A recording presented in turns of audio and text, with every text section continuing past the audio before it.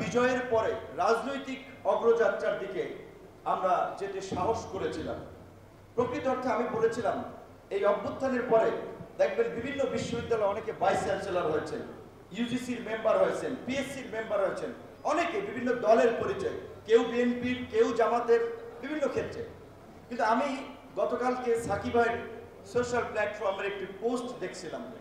18ই জুলাই ঢাকা বিশ্ববিদ্যালয়ের শিক্ষক নেটওয়ার্কের প্রোগ্রাম ছিল ছাত্রদের উপর আক্রমণের প্রতিবাদে। যদি অনেকে বামপন্থী চিন্তাধারার সাথে বিশ্বাসী, আবার কেউ ইন্ডিভিজুয়াল আছেন, কিন্তু আমি দেখেছি গত এই আমাদের 7-8 বছরের সংগ্রামে প্রত্যেকটি ক্রান্তি লগ্নে আনু মোহাম্মদ স্যার সহ এই মানুষগুলোর অগ্রণী ভূমিকা ছিল। কিন্তু আজকে তাদের খুব বেশি মূল্যায়ন নাই, কারণ এখন জোর যার মুল্লুক তার, মানে যার যত পেশি শক্তি। নাজমুল হক ভাই বলেছিলেন যে ডিসি সাহেব বলছে সে জামাতের লোক, তো ভাইয়ের কথা কি বলবো, আমার এলাকার ডিসি এখনো বহাল।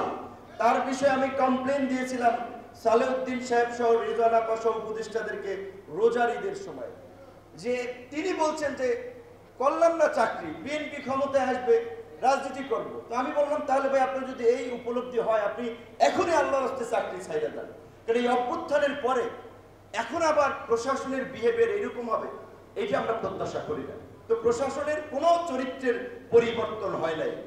আজকের যে আলোচনা, যে গণ অভ্যুত্থানের প্রত্যাশা, বাবলু ভাই সিনিয়র মানুষ, বয়স্ক মানুষ, এই আন্দোলনে গুলিবিদ্ধ হয়েছিল, আমরা গ্রেপ্তার হয়েছিলাম। সাকিব ভাইরা কত লাঞ্ছিত হয়েছে, নির্যাতিত হয়েছে, নিষ্পেষিত হয়েছে। আমরা এই বিদ্যমান ব্যবস্থার পরিবর্তনের কথা বলে লড়াই করে মানুষকে সংগঠিত করে আহ্বান করেছিলাম। কিন্তু দুঃখ লাগে, কষ্ট লাগে, 11 মাসেও ডক্টর ইউনূসের প্রতি আমাদের যে প্রত্যাশা ছিল, এই উপদেষ্টা পরিষদের প্রতি আমাদের যে প্রত্যাশা ছিল, শুধুমাত্র বিএনপি জামাতকে প্রশাসনের বিভিন্ন পদে পুনর্বহাল ছাড়া আর কোনো কার্যকর পরিবর্তন হয় নাই গত 11 মাসে। এইটা তো আমাদের প্রত্যাশা ছিল না। আজকে হসপিটালগুলোতে যান, ঢাকা মেডিকেল সহ জেলা হসপিটালগুলোতে আগের চেয়ে মানুষের সেবা পেতে চিকিৎসার ব্যবস্থার পরিবর্তন হয়েছে। ভূমি office, UNO office, DC office, SP office কোনো পরিবর্তন হয়েছে? রাজনৈতিক নেতা যাদের ক্ষমতা আছে, সংগঠন আছে, তাদের কথাই চলতেছে। এই ব্যবস্থার তো আমরা পরিবর্তন চেয়েছিলাম। তো সেই কারণে আজকের যে গণতান্ত্রিক উত্তরণের পথের কথা বলা হচ্ছে, আগামীতে নির্বাচন হবে, আমি মনে করি এখন যে যতটুকু পারি আমরা যে অনেক দিন ধরে একটা ভারসাম্যপূর্ণ সংসদের কথা বলছি, প্রধানমন্ত্রীর স্বৈরতান্ত্রিক এককেন্দ্রিক ক্ষমতার বিকেন্দ্রীকরণের 70 নম্বর অনুচ্ছেদের সংশোধন সহ বিভিন্ন পরিবর্তনের কথা বলছি, আজকে সময় এসেছে এই পরিবর্তন বাস্তবায়নে আমাদেরকে ঐক্যবদ্ধভাবে কাজ করার। আমরা দেখতে পাচ্ছি ঐক্যমত্য কমিশনের যে আলোচনা হচ্ছে অনেক গুরুত্বপূর্ণ বিষয়ে তাদেরও কার্যত ভূমিকা নাই।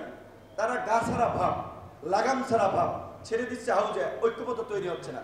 কিন্তু কিছু কিছু মৌলিক সংস্কার প্রশ্নে আমাদেরকে একটা ঐক্যমত্যে পৌঁছাতে হবে। তার মধ্যে সংসদের দ্বিকক্ষ বিশিষ্ট সংসদের উচ্চ কক্ষে পিআর পদ্ধতিতে সব দলের প্রতিনিধিত্ব নিশ্চিত করা, আমি মনে করি এটাও যদি কিছুটা করা হয় অন্তত কিছু ডিসেন্ট ভয়েস পার্লামেন্টে থাকবে। না হলে তো ওই পার্লামেন্ট আগের মতো হবে, প্রশাসন যেমনিভাবে হচ্ছে।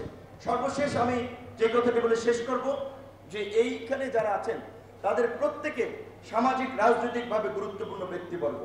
আমি বলবো আপনারা ডক্টর ইউনূসের সাথে বসেন, সরকারের উচ্চ পর্যায়ের নেতৃবৃন্দের সাথে এখনো বসে তাদেরকে স্মরণ করিয়ে দেন জাতি যে এক বুক আশা নিয়ে তাদের প্রতি একটা আনন্দ ভালোবাসা নিয়ে অভ্যুত্থানের পরে তাদেরকে দায়িত্ব দিয়েছিল। 11 মাসে যদি আপনি বলেন যে 10-এর মধ্যে তাদেরকে কত দিবেন, আমি 4-5 দেবো তাদেরকে। 4-5 দিতেও কষ্ট হয়, তারা ওইভাবে উত্তরণ ঘটাতে পারেন নাই। কাজে আপনাদের সংযোগ আছে, নেটওয়ার্ক আছে, অ্যাক্সেস আছে, এখনো সরকারের সাথে কথা বলে অন্তত যেই যেই জায়গাগুলোতে পরিবর্তনে আমরা ঐক্যবদ্ধভাবে কাজ করতে পারি আমরা সেই কাজটি করতে চাই। এবং আজকের এই গণতন্ত্র মঞ্চের প্রোগ্রাম, এই মঞ্চের পেছনে আসলে এই মঞ্চকে সংগঠিত করার পেছনে যে ব্যক্তিটি ভূমিকা রেখেছে, অনেকদিন পরে গণতন্ত্র মঞ্চের প্রোগ্রাম এসেছি, সেই কারণে আমি জাফরুল্লাহ চৌধুরীকে স্মরণ করছি, কারণ তার ওই গণস্বাস্থ্যের ওইখানে মাছ ভর্তা, ডাল, ভাজি টাজি খাওয়ার ব্যবস্থা করেছে, আমাদের আলোচনার ব্যবস্থা করেছে। ওইখান থেকেই গণতন্ত্র মঞ্চ এই বাংলাদেশের সংকটপূর্ণ রাজনীতির সময় বিএনপি যখন রাজপথে ওইভাবে উত্তাপ ছড়াতে পারছে না, গণতন্ত্র মঞ্চের সীমিত সামর্থ্য নিয়ে গণতন্ত্র মঞ্চ আমরা রাজপথে উত্তাপ ছড়িয়েছি, এই গণ অভ্যুত্থানের প্রেক্ষাপট তৈরি করেছি। সবাইকে ধন্যবাদ।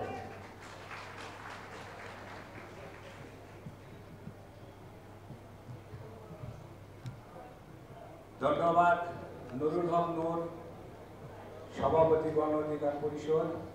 সংগ্রামী সাথী ও বন্ধুগণ,